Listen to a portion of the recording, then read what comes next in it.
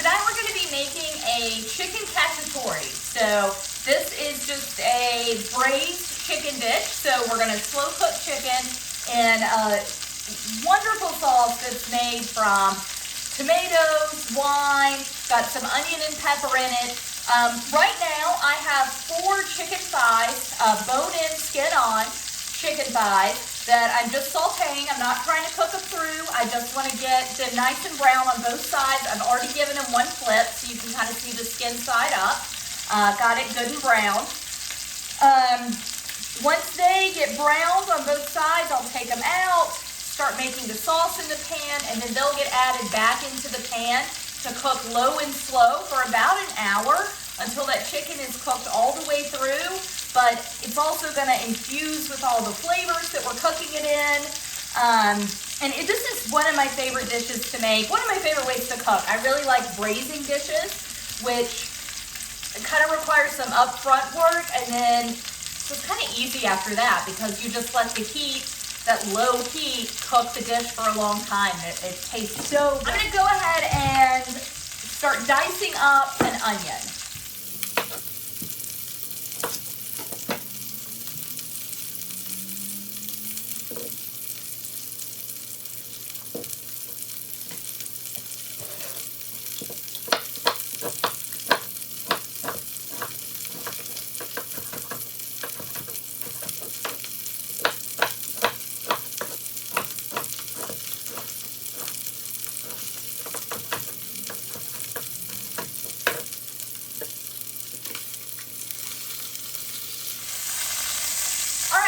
So my chicken is browned on both sides. Like I said, it is not cooked all the way through, just brown on both sides.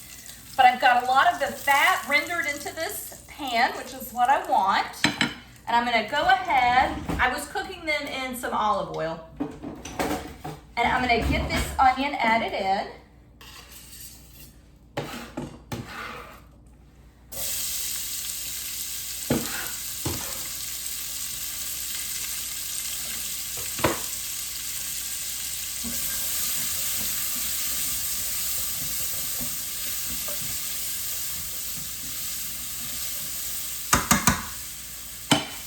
And I'm going to get my pepper chopped up.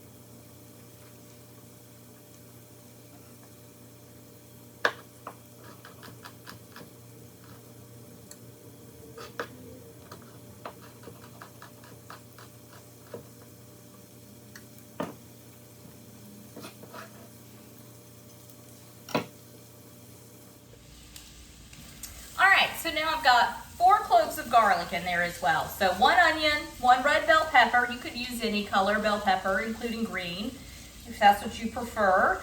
And then 4 cloves of garlic. And I just want these to cook down and get some good caramelization going on them. When you are braising, it's all about getting those long, slow cook flavors. So this is not a dish that you really want to hurry along. I do have a version of it that's a more quick cooking version. We'll do it another time, but this is definitely something that takes a while to cook, and taking a long time to cook is what creates all the flavors and makes it so good. So I'm gonna let these just cook down, start to brown, start to caramelize, and then we'll add our wine and our tomatoes. We'll put our chicken back in, let it continue cooking, and then just before it's done, I will throw in a few capers, which a lot of folks will use olives. I don't really care for olives, so I like to use capers with it.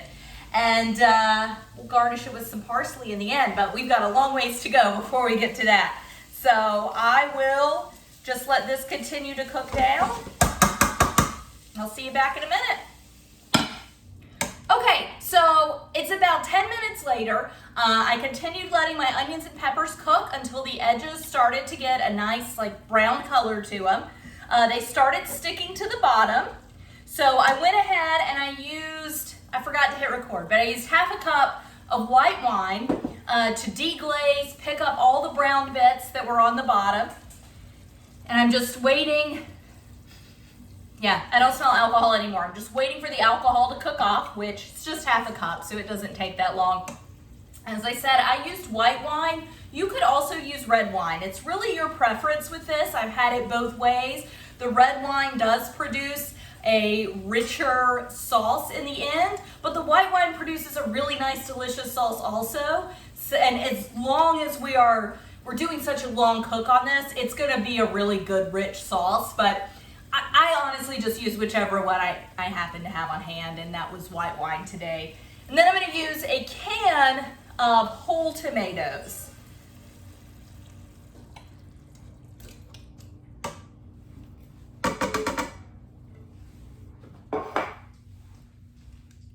So, the tomatoes are about, I want to pick it up any further. I'm afraid I'm going to drop it. Pretty big tomatoes. So you could go ahead with your tongue or probably your spatula if you're using the right tool. Just start poking holes in them, just kind of slicing them in half. I have also seen people go into the jar itself with scissors and start cutting them up that way. I have never had much luck with that other than making a huge mess. So I just kind of start to chip away at them. Whoop. Don't squirt them. That will make a mess. I just kind of start to chip away at them once I get them into the pan. But again, with this low and slow cook, these are going to start to break down. I'm also going to check on it periodically, every 20 minutes, 30 minutes, because this will cook, this will cook for at least an hour. Once I get the chicken back in it. So it'll cook an hour over low heat. I will again check on it periodically, make sure that nothing is drying up. I don't need to add any extra liquids to it. I've never had that happen. I'll have the lid on it, so that will, help with any of that. But I'll go in with my utensil, be it tongs or a spatula, and I will just break the tomatoes down as I check on it. And really just waiting for it to get nice and delicious and have all these flavors fully melded together. I'll go ahead and get my chicken back in here. And just kind of nestle them down into the sauce. Because remember, this chicken is not cooked through. So it still has to finish cooking. So I like braising. I said earlier that I really like braising. I like it because to me, it's so simple. It takes a long time. It's very time consuming. If you need to get dinner on the table quickly, you don't want to braise something because it does take a while. But if you have some time for it to cook, braising is great. The actual hands-on time is really quick. I have maybe spent 25 minutes so far, and a good bit of that wasn't even hands-on time. A good bit of that was just waiting for some vegetables to brown. So, I've chopped a few vegetables, sauteed some chicken on either side, and now I'm just putting it in a sauce, and it's gonna take care of itself from here on out. So, really enjoy cooking with this method, and I will bring you back, of course, before, I need to add salt and pepper. I didn't add any salt and pepper to this. The chicken has salt and pepper on it. The peppers and onions and garlic have salt and pepper, but you want to add it every step of the way, right? So you want to add it to the wine and tomato mixture as well.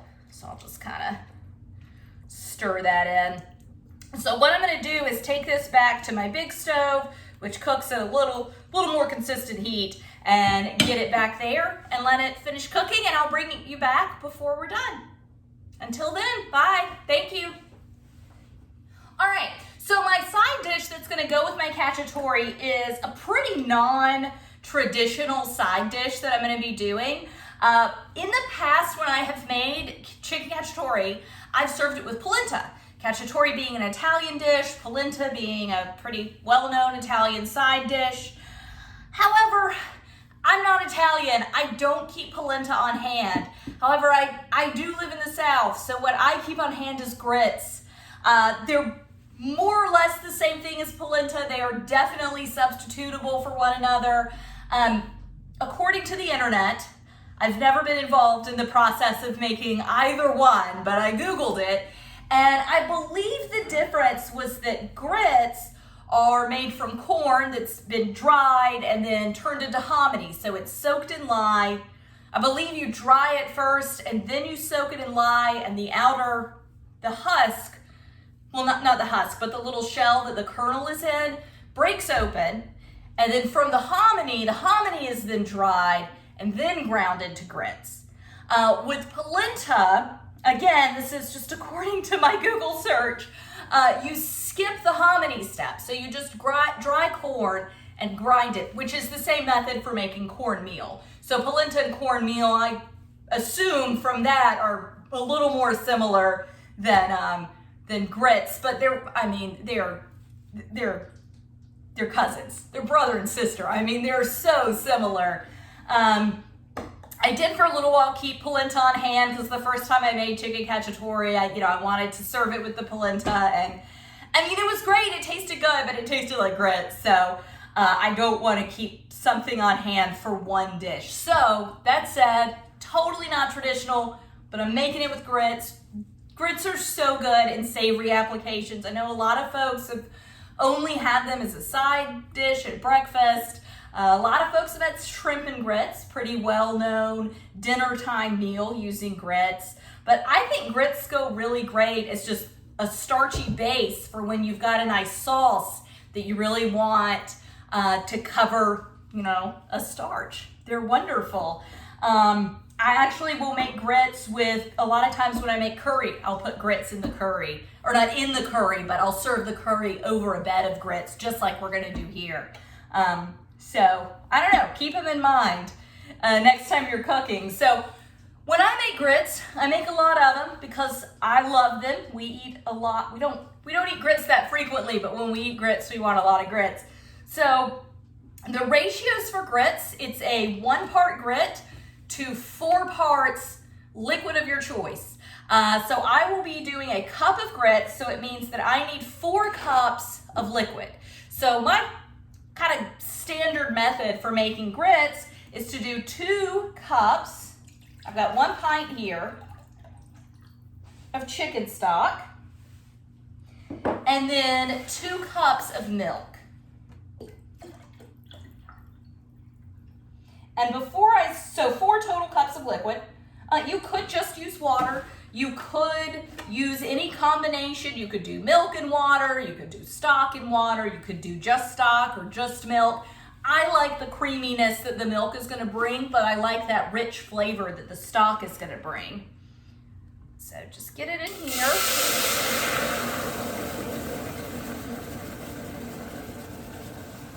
Got my pot a little hot.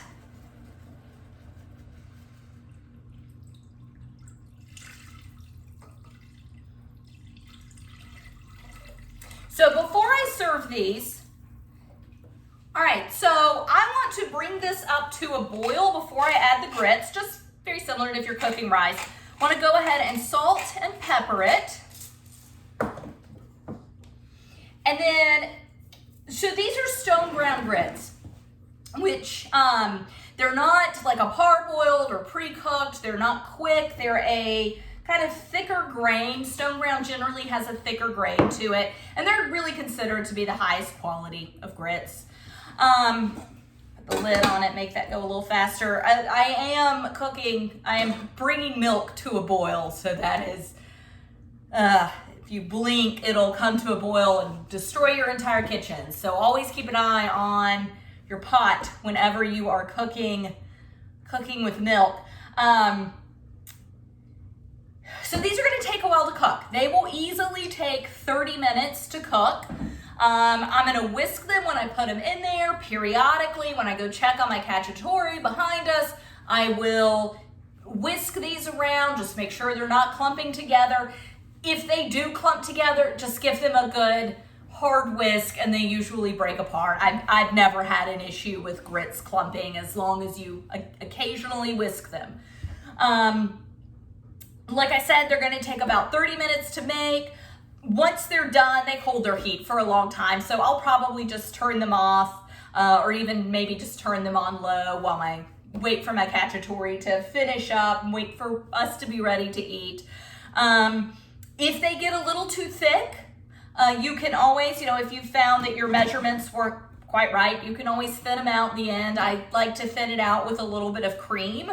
It just adds some extra luxuriousness to it. I'll usually put a few pats of butter in the pot before I serve them. And then just taste them. Salt and pepper is needed. Something I kind of recently learned, if your grits taste metallic, if there's a little bit of a metallic flavor to them, it's actually just a sign that they have not cooked long enough. So you just want to keep cooking them. And I didn't even know that was a sign of being undercooked, but I definitely have tasted that in grits before that had a slightly metallic flavor, which is a little off-putting. It's not quite as bad as it sounds, but it's definitely strange. But yeah, anyway, so these and the cacciatore will be done roughly the same amount of time. If you want to add cheese to grits, that's a delicious classic combination. I wouldn't tell you not to. I would recommend that you use white cheddar. That is my standard go-to for cheesy grits. However, I'm not going to add any cheese to this. You don't need it, honestly. With all the flavors in that cacciatore that we're cooking, you really don't need to add cheese to your grits. But yeah, so I'm going to let this come up to a boil. I'm going to put in my cup of grits, and then I'll move it back to the big stove as well to cook and show you what it all looks like when we're done. All right, so my milk is boiling. My milk and chicken stock is boiling. So you want to turn the water down and start whisking as soon as that happens. Sometimes you got to pick it up and get it off the heat. Always use, whenever you're cooking milk, bringing it to a boil, always use a bigger pot than what you think you'll need. Just trust me. It is absolutely worth using the bigger pot. All right, so 2 half cups of grits. Just gonna whisk them in. Remember, I've already salted and peppered. Turn my heat way down low. What I'm gonna do, I'm just gonna walk them over to my big stove. Like I said, the heat works a little better on that one. Also a little safer because it is the stove and not just a hot plate on your counter. So we're gonna cook them. You want to keep the lid off. I just put the lid on really just to get the water or get the milk and stock to come to a boil.